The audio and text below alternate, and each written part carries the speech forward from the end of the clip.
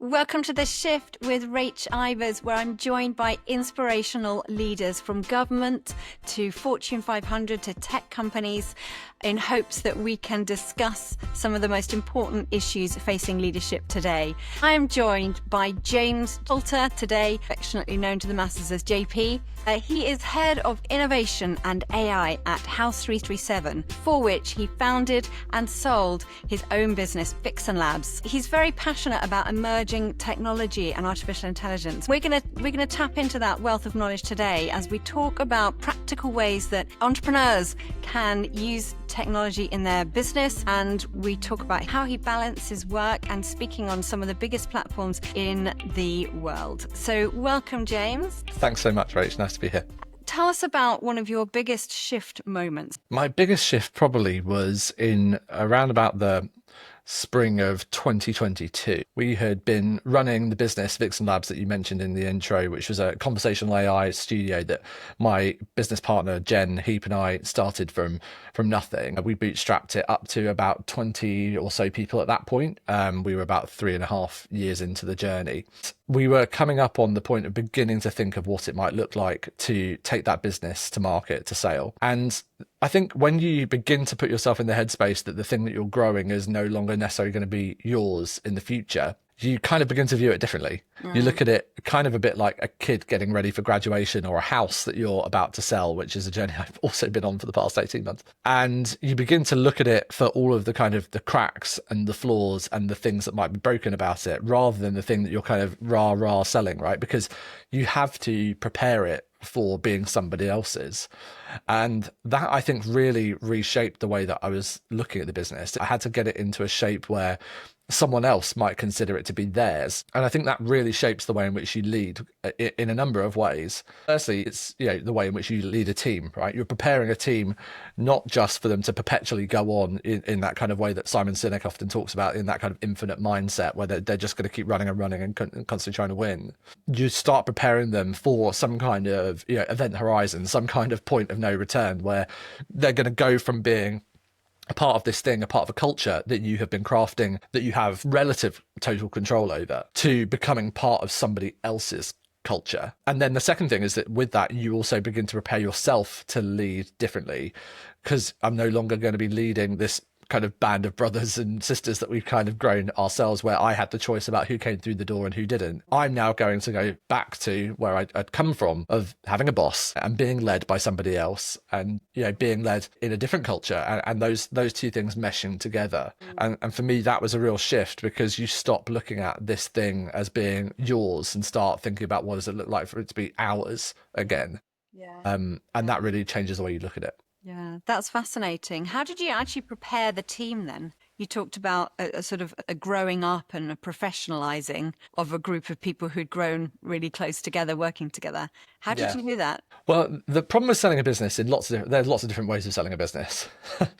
The particular route, though, for most people, businesses of our size, a couple of $1 million in revenue, kind of a couple of dozen people, is you are really beginning to try and find a home for it. And so, first of all, you start out by going and talking to people that might be interested in the business. But the real challenge is you have to do that whilst probably not scaring the team. This thing may not be ready, right, for sale. It may not. We may find out a lot along the way. We did find out a lot along the way about what it takes for the business to be the right shape and for it to be the right cultural fit and all of those kind of nuances. And so typically when you're selling a business, usually it's 2 or 3 key people within the organization that know that process is underway. And it takes a long time. So even though we began to think about it in that, kind of maybe early 2022 kind of time frame, the reality was that for a long time, that was just me and my co-founder talking about what could this look like, getting outside advice from our board members, getting outside counsel from friends who had been on that journey of selling the business. So the first thing is, when you're going to go through a major transitionary moment like that,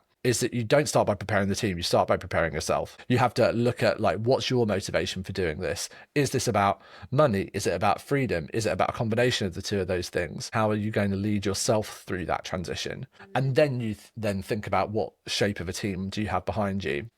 And so as that journey kind of progressed, kind of maybe a year and a half into it, as we had kind of vetted a few potential people, we kind of felt confident that we had a product that people were willing to buy. That's when you start talking to the people that live in that house. And in our case, that's our staff and our team members, saying, hey, we think we found someone that might be interested in this becoming a potential part of their culture. And you have to introduce it slowly. Change is something that people find really challenging, but what they actually fear is the unknown. I generally think people don't fear change. People fear what they don't know. And so you go through a process of familiarizing people with this new culture, with these new opportunities. What's it going to mean for them as they kind of mature into a new phase of their own leadership and their own work? And that's really where you kind of start doing the groundwork, working with those senior leaders and then beginning to tell a narrative, because it is a narrative. It's a story that we're all going to be a part of, right? This will become an end in some respects to our previous chapter of what the business was before. And we're about to turn over a new chapter, or maybe enter into a new book in the anthology, kind of use your metaphor of choice. But that's what you're getting people ready for. And so they want to know, what kind of story am I about to become a part of? What turns and twists are along the way? Who are the new characters that I'm going to have to engage with? Maybe are there some villains waiting in the wings that I need to know about? And so we begin to kind of build that narrative around what that change is going to look like. Yeah. And I love the authenticity in talking about like who they're going to meet and who they're going to be working with, what's an all approach. Did you involve them in the ideas stage? Like, were you listening to them for them to help shape what this is going to look like? Or was it more managing their expectations? So again, I think in an ideal world, you would be listening to what they want very specifically, right? You would ideally be able to go and ask them, hey, if we were going to do this, what would this look like? The reality is that that's very difficult to do in a sale context. What you're more doing is listening to them subconsciously or subjectively yourself over time. As we were beginning to prepare ourselves for, hey, what would this look like? We were looking at who's in our team, what are their personalities like, how are they going to react to whatever this change would be. And the reality is that no matter how much questioning you could do with the team in that circumstances, the reality is there's going to be so much that is still an unknown, right? For most of us, we go see a house once, twice. We then put an offer in and move basically on. That's often how most of us end up moving places, that we might put down roots in for years, decades to come. And in some respects, selling a business is a bit like that as well. You have to basically go on an awful lot of trust and faith, but also building the conviction in yourself and as a leadership team that you've done the hard work and hard graft before you ever even have to tell the kids that they're about to move. You've got to kind of do that. But at the same time, when that moment comes, there's a lot of listening to the team, both in groups and individuals. And you want to hear everyone, you want to give them an opportunity to share that voice, but you also need to reassure and help build that narrative together. And so that's kind of the process we went on. That's great. I actually think that analogy works. I know it's fresh in your mind because that's what you've been going through recently, but I think that does work a lot. And I feel like you have quite a relational approach with everything that you do, whether or not it's talking about artificial intelligence or emerging technology. How can it help people? Who has been a big influence in your life? Because we've talked about you having an influence on those who were in the business you've been selling, but who's had an influence on your life?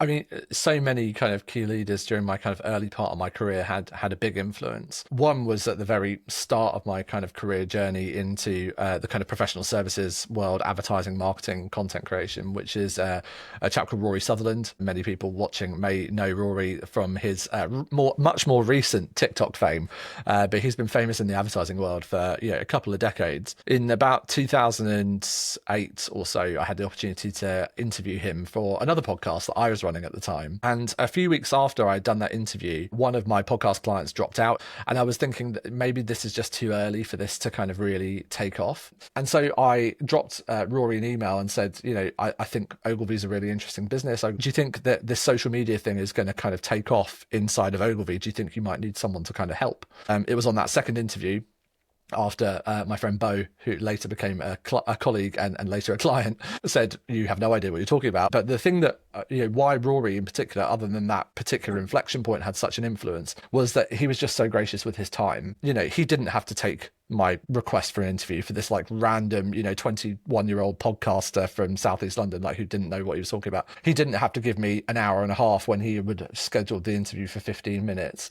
He himself would always say he's always trying to learn and always improve, and has stayed a mentor over the past couple of decades. And I think that just graciousness with time has been such a model to me that sometimes I get requests now. I'm very, very fortunate that people reach out to me all the time and say, can I have 15 minutes? Can I have an hour? And I'll always, if I can make it fit, do so, because you just never know what's on the other side of that conversation. And you never know what just that gift of your time could mean to someone 2 decades away from now, even though you may never see the results of it. So yeah, so I'm always quick to give Rory that kind of credit, because he's always done that, and it's something I've tried to model after. It's such a gift to other people, and you never know when you're going to entertain an angel. I think so. I'd like to think so.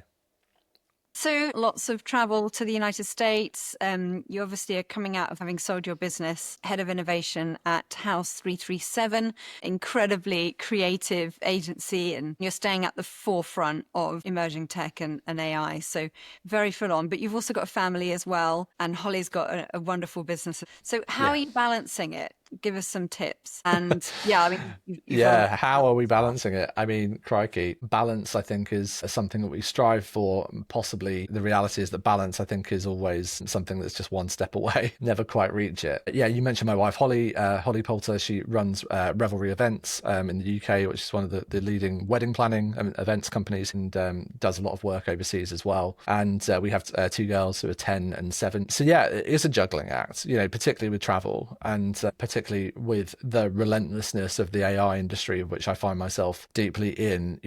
I spend 30, 40, 50 hours a week just steeped in this really fast-paced changing industry, trying to keep up with what's happening. So I mean, heaven help the people that kind of try and be on the top of it with a few hours a week, if less, to think about these things. We have to build in patterns of rest, and that means a couple of weeks ago taking a week out, even amongst this busy season, just before we go into the peak of the wedding season for her, and for me the events and speaking season. It means in October, when half term rolls around and I've got to go do some speaking events, we all get in on a plane and go together, rather than going our separate ways, to make sure that we do get that quality time with kids and to get them to exposed to different parts of the country and around the world. So we're very blessed to have that opportunity, and I don't take it for granted at all. And equally, with massive help from family, I think that's one of the things that so many people are fortunate to have, and many who aren't, is the gift of family around you that will help along the way. And we're trying to kind of lean into that as much as we can. But the biggest thing is creating margin in the week, creating margin in the month, in the quarter, whatever your cadence is, but trying to kind of take that kind of sabbatical kind of approach to it as best as we can, to open up space in the week where we're just not doing anything, as best as we can. And so for me, a lot of the time, that's things like trying to avoid traveling on a Sunday or a Saturday, to kind of make sure I've got a kind of a day at least in that weekend, if I'm between things, that I'm around for the family. And during the week, trying not to be kind of out every evening doing events, or kind of up and down into London. Yeah, we find strive for balance, but I don't think we ever really find it. I love the fact that you guys are bringing back the ancient art of Sabbath and taking a rest day a week. Interestingly, a lot of people who Sabbath kind of take a break from technology on that day. Where do you guys go on that? I mean, I wouldn't say we take it in a kind of absolutist kind of fashion. When we were on holiday a couple of weeks ago, I deleted all social media from my phone for that week, and uninstalled my email and moved Outlook and Slack off of the home screen of my phone.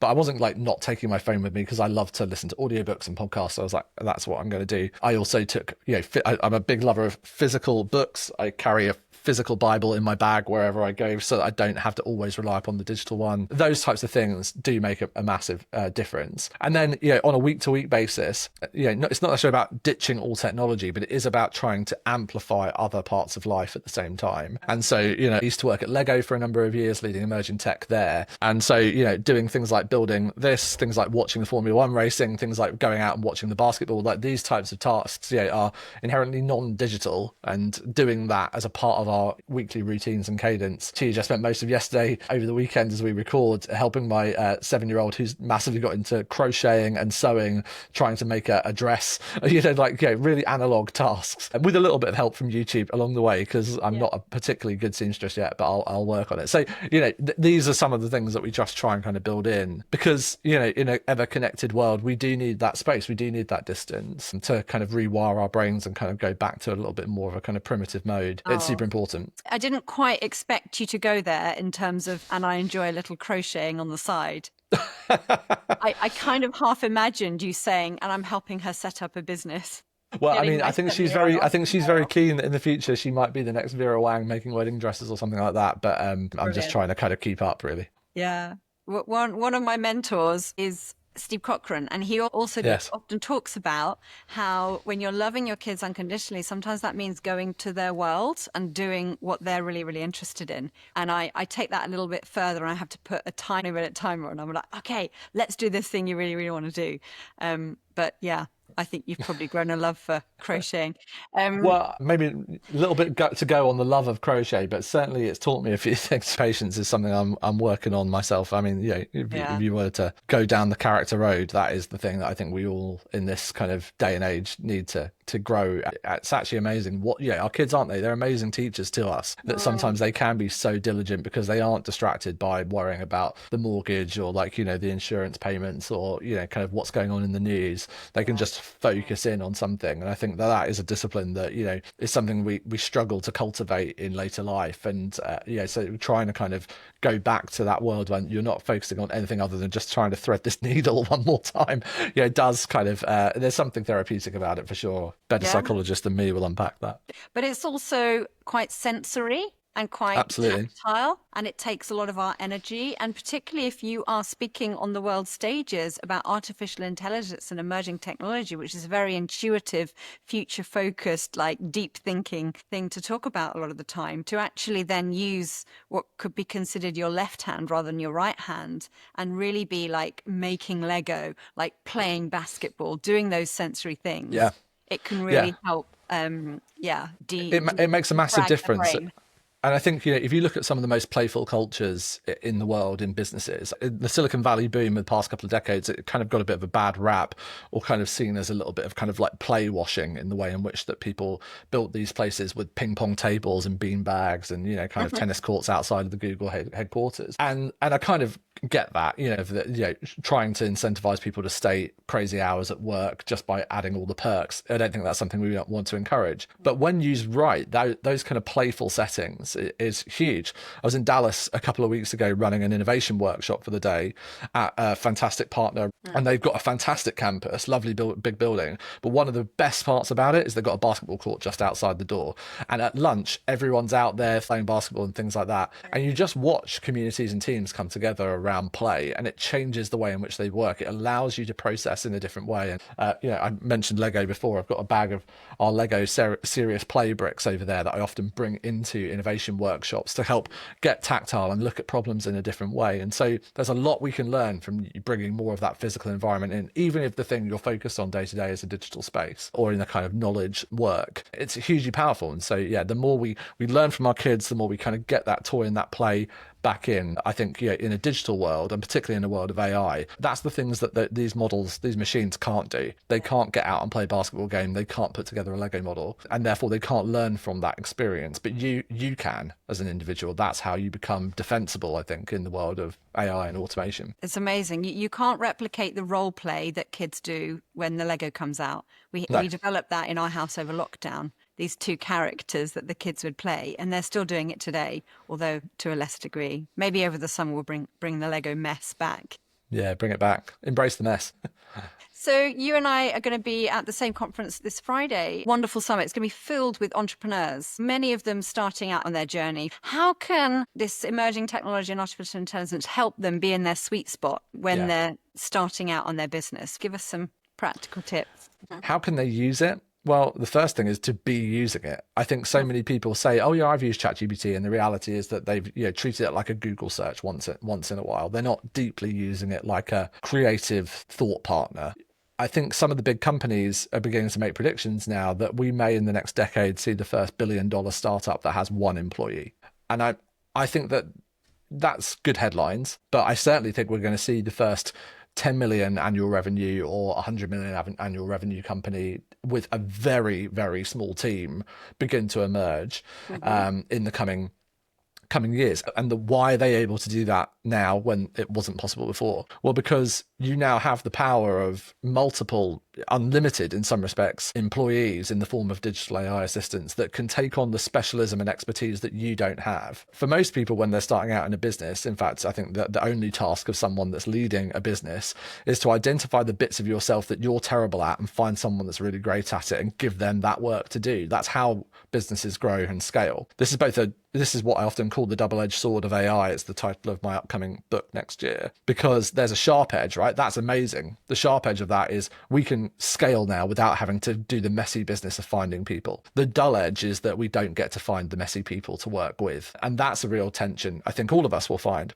But somewhere in the middle, if we grasp it properly, is this amazing tool that we can have in our hands where we have the best of people working with the scale that artificial intelligence can bring to allow you to have an AI researcher when you never would have been able to afford one, and a personal assistant from day one, and a great social media marketing expert to help you scale your business, and someone who can go and do the automation work of customer service. And you can focus on being that, what I call the full stack professional, that person that actually has all of the base skills needed throughout, leadership, empathy, cultural understanding, and AI orchestration as a skill set.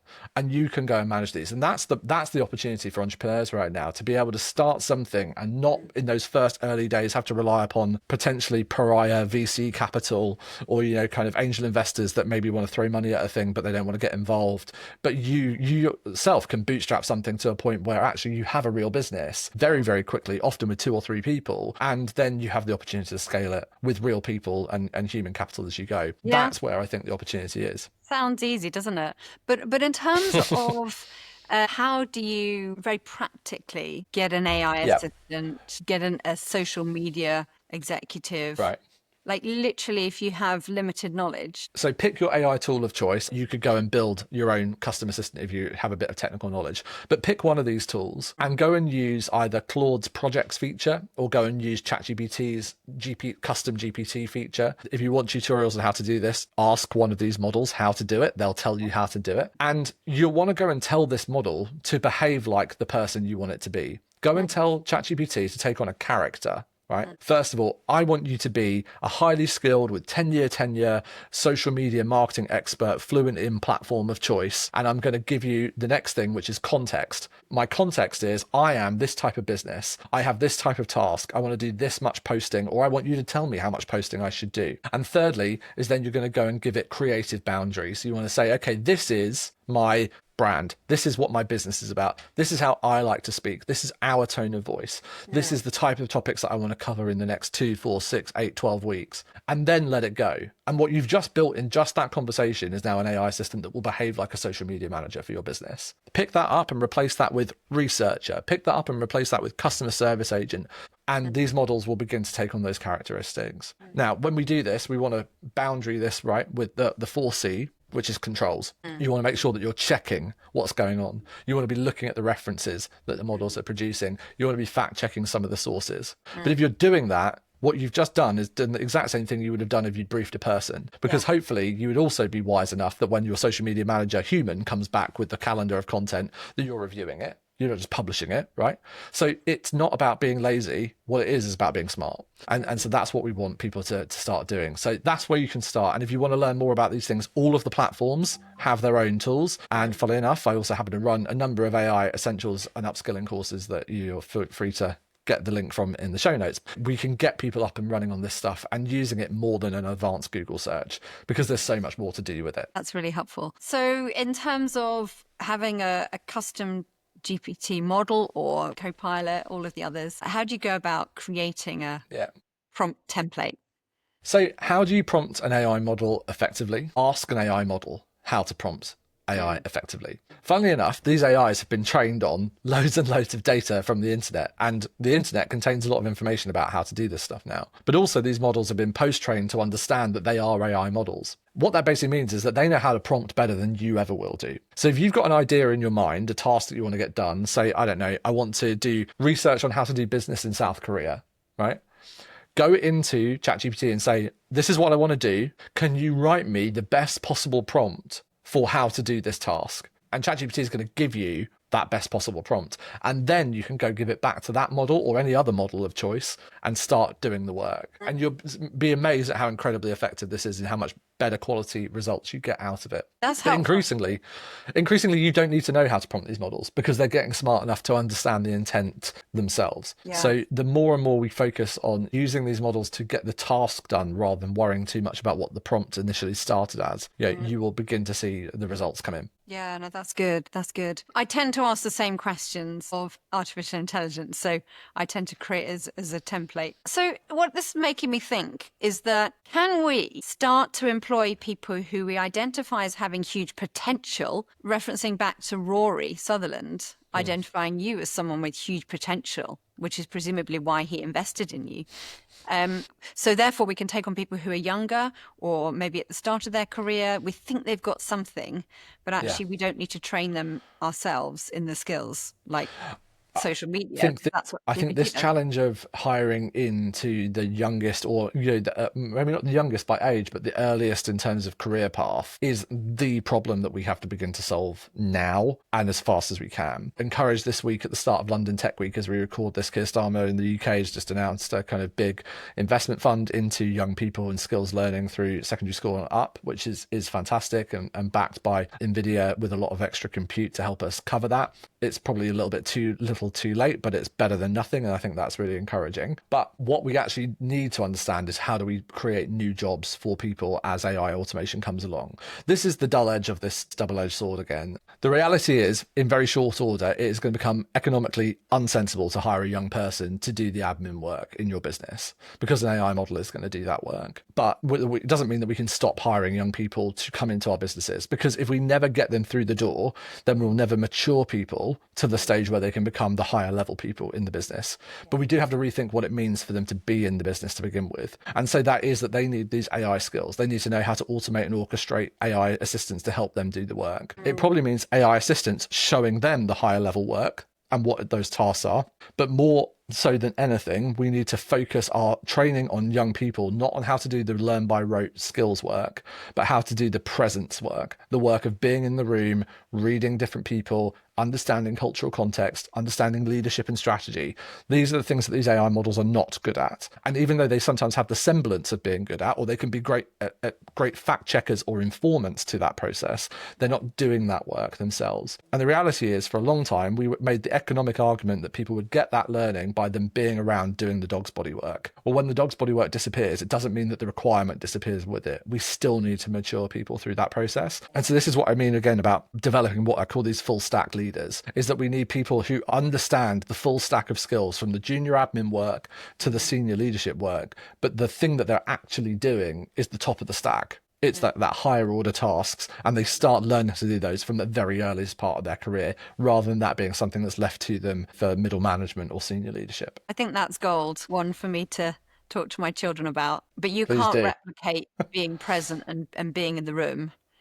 No. And what can be asynchronous and what can be done automatically and what can't be. And as that is the more relational intelligence and the actual leadership skills that you're talking about. Absolutely fascinating. JP, as we come into land, it's the same question that I ask everybody. And I'm just very curious to hear your answer, because you spend a lot of time in America. So I wonder if there's going to be some influence on that. But one meal for the rest of your life, every single day, what does it look like? Gosh, I mean, I could happily live off of like chips and queso and salsa for like most of my life if I was given the option. And to be honest, maybe that's just what I would choose if I had to kind of really pick something. But I'm also very partial to a kind of nice fillet steak and a side of mac and cheese. Trying to eat less of that these days, but that's probably where I probably put my meal. But the only thing that is the prerequisite is it's kind of ended with a nice glass of bourbon, and it's probably got a good friend across the table. As long as those two things are there, then I can eat anything. Sounds like the dream. And is chips the American chips? Yeah, I'm saying like tortilla chips in this situation. Yeah, Chips just for and clarity. salsa. Yeah. Chips and salsa. There's a whole book, The Leader's Garden, where the crux of it is that they're actually sitting down with their loved ones eating chips and salsa. So when he comes home with a bag of chips and a pot of salsa, everyone knows that he wants to spend quality time with his loved ones. Well, I think my kids might tire of that if I did it every day at the moment, but it's a good lesson in spending good time around good Maybe food. once a week on Sabbath. It's been such a pleasure, JP, and I feel like my mind is blown with the things that I've learnt today. So thank you so much. My pleasure. Thank you. Thanks for listening to another episode of The Shift with Rach Ivers. I was delighted to have a conversation with JP just now, who speaks around the world on AI, and for him to give us such practical tips, not only on how to use AI as a creative thought partner, but also how to train AI models with the behavior, with the context, and with the creative boundaries. And even more fascinating for me, perhaps, with teenagers in the house, is JP's views on what irreplaceable skills the next generation needs coming into this job market. Share this with a friend or a colleague or a co-founder. Follow for more episodes of The Shift with Rach Ivers, and check out the show notes for how you can get in touch with JP.